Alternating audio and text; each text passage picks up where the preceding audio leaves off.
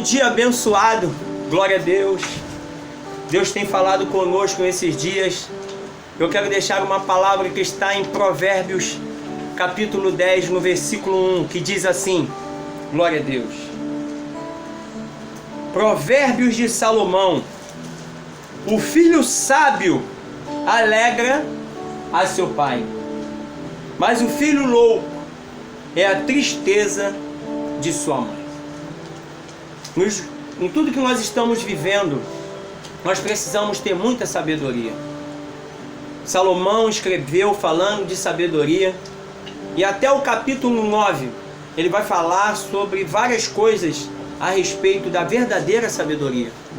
E no capítulo 10 ele começa a fazer uma coletânea de palavras falando sobre a sabedoria, e ele entra em contrastes. O que é isso? Contrastes é algo que mostra aquilo que é diferente, né? Então ele faz o contraste aqui entre o sábio e o insensato. É interessante falar sobre isso, porque o que é uma pessoa insensata?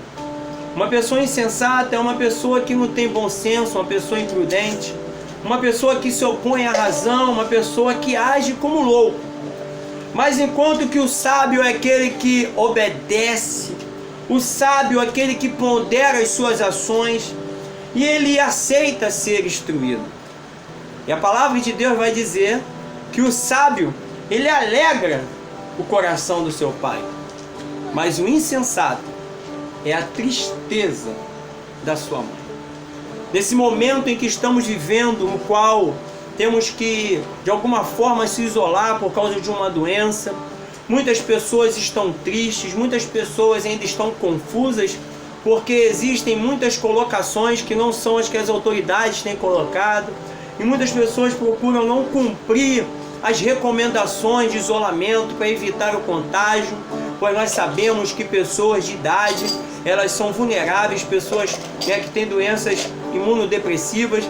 Então é importante que nós sejamos nesse momento sábios mais ainda, porque o insensato é aquele que não ouve, não é isso? Nenhuma instrução, não para raciocinar, e essa pessoa pode atrapalhar toda essa mobilização para jogar por terra esta enfermidade.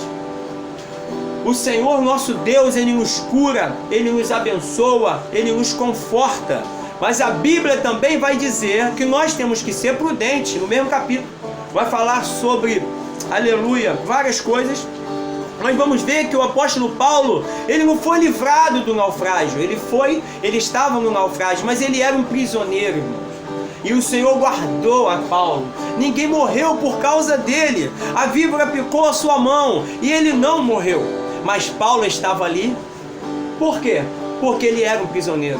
Nós não somos prisioneiros, temos a liberdade em Cristo. Então podemos fugir da aparência do mal. Deus será conosco, mas é importante que sejamos prudentes, que aceitamos a instrução, que aceitamos venhamos a obedecer, aleluia, aquilo que Deus fala conosco e as autoridades que Deus instituiu para isso. Aí, quando a gente vai nesse processo, a sabedoria vai se estabelecendo em nossas vidas. Glória a Deus. E existe também uma atitude sábia no momento da tribulação, que está em Provérbios 24:10, que diz assim: se te mostrares fraco no dia da angústia, a tua força será pequena. O que eu quero dizer com isso? Eu tenho parentes que estão hospitalizados, tenho um parente que está no CTI, e ele vai ver esta palavra. Deus é com ele naquele lugar. Deus está no controle de tudo. Aleluia. Mas o que eu quero dizer neste momento é que muitas vezes a gente não consegue se alegrar nesses momentos de enfermidade, nessas situações todas que mexem com toda a sociedade. Não conseguimos se alegrar, mas uma coisa precisamos ter, e ela está em Josué capítulo 1, versículo de número 9, que diz assim: esforça-te e tem bom ânimo, não te atemorizes, nem te espantes, porque o Senhor teu Deus está contigo por onde quer que andares. Deus está conosco, mas o nosso Deus que está conosco diz: olha, esforça-te e anima-te, Eu posso não me alegrar, mas se animar. Animar significa é algo que está dentro do nosso coração, que Deus colocou para o nosso instinto de sobrevivência. Eu estava vendo um morador de rua, e aquele morador de rua longe da família, no frio, não é isso?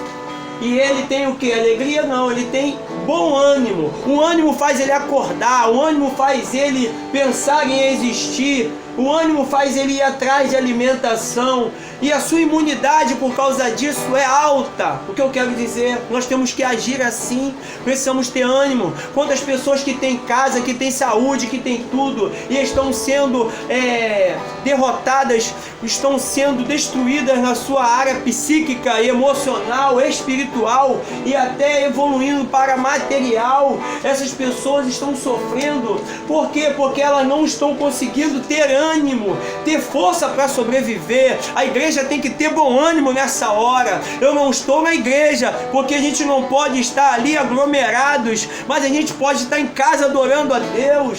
Aleluia, ter ânimo para ver um vídeo de 10 minutos, que muitos não têm esse costume, mas nós temos que nos reinventar, nós temos que nos acostumar, nós precisamos adorar a Deus em casa, trocar as coisas que são supérfluas por aquelas que são realmente coisas necessárias. Se voltar à oração, quem sabe esse momento de tribulação é o momento de Jesus salvar muitas vidas, pessoas que não ouviam a voz de Deus. Agora o carnaval parou, o shopping parou, a praia parou, o baile funk parou, verdade, os bares estão fechando. E para onde iremos nós se só tu tens as palavras de vida eterna? É hora do povo se achegar a Deus, pois segundo Crônicas 7,14 vai dizer: se o meu povo, que se chama pelo meu nome, se humilhar, orar, buscar a minha face, se converter dos seus maus caminhos, então eu ouvirei dos céus, perdoarei os seus pecados e sararei a sua terra. O que é coronavírus para Jesus? O que é enfermidade para Jesus? Jesus venceu a morte. Então vamos nos apegar a Jesus, porque Ele lá na cruz do Calvário garantiu a vitória. Para finalizar, o povo de Israel, lá no deserto, picado por serpentes venenosas, Deus manda Moisés levantar uma serpente de metal, numa haste, aonde quem olhasse era curada. E no Novo Testamento o Senhor Jesus vai falar sobre essa serpente de metal, que era o Filho de Deus, que era levantado na cruz do Calvário para salvar toda a humanidade. Aquele que olha para Jesus recebe a salvação, porque Ele é o caminho, a verdade e a vida. Essa é a hora de olhar para Jesus, essa é a hora de ter bom ânimo, essa é a hora de se esforçar, porque o Senhor é contigo. É hora de ser sábio e não ser insensato. Glória a Deus em mais um dia abençoado. Eu quero orar com você. Oremos. Ó Deus Todo-Poderoso, em nome de Jesus, ainda que a figueira não floresça e não haja fruto na vide, o produto da oliveira minta, Senhor. Todavia, eu me alegrarei no Senhor, eu exultarei no Deus da minha salvação. Visita, meu Pai, esse servo de Deus, essa serva de Deus nessa hora, que ouve essa palavra à distância. Talvez essa pessoa que não pode sair de casa para adorar, mas nós estaremos aqui, Senhor, todos os dias dando uma palavra de ânimo, se assim o Senhor nos permitir, se Deus quiser, porque esse momento vai passar. O choro pode durar uma noite, mas a alegria vem pela manhã. Amém. Em nome de Jesus, dá vitória ao teu povo, meu Pai. Livra o Rio de Janeiro, Brasil, mundo dessa praga, meu Pai. Dá vitória em nome de Jesus. Amém. O choro dura uma noite, aleluia. O choro dura uma noite, mas a alegria, ela vem pela manhã.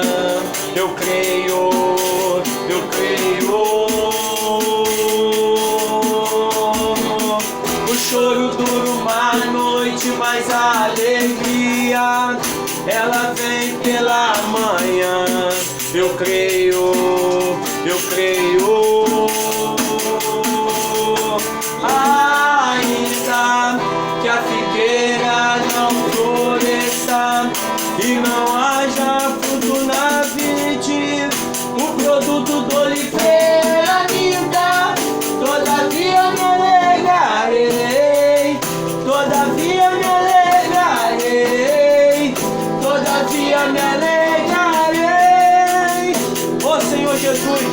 Nós te glorificamos, que a bênção do Senhor, o amor de Deus, o nosso Pai, a graça do nosso Senhor e Salvador Jesus Cristo e as ricas consolações do Espírito Santo repouse sobre todo o teu povo neste dia e aqueles que aguardam a vinda do nosso Senhor Jesus Cristo.